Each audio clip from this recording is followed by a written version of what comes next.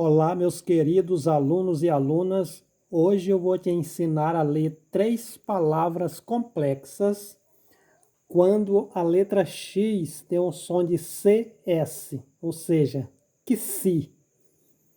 Vamos lá então?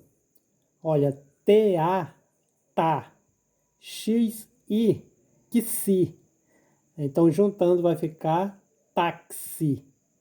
Veja bem que na palavra táxi tem um acento agudo na letra A, indicando que a primeira sílaba deve ser pronunciada com mais força. Vocês entenderam aí?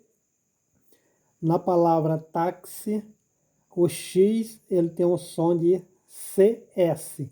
E a gente pronuncia o CS que se. Então fica táxi. Vamos para a próxima palavra. TO, tó, RA, Rá, e o X tem som de CS, fica que se. Então, juntando vai ficar tórax.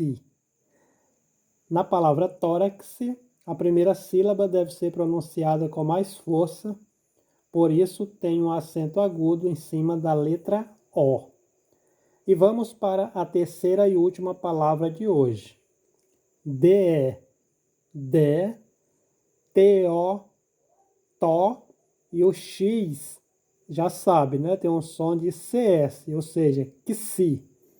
Juntando vai ficar dedoxi.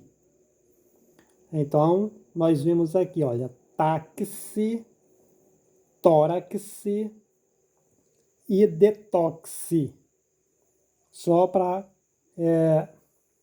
repetir mais uma vez, a letra X, tanto na palavra táxi, como tórax, como detox, tem o som de CS, ou seja, que se. Então está aí a nossa videoaula de hoje. Se você gostou, deixa aí o seu like para nos ajudar.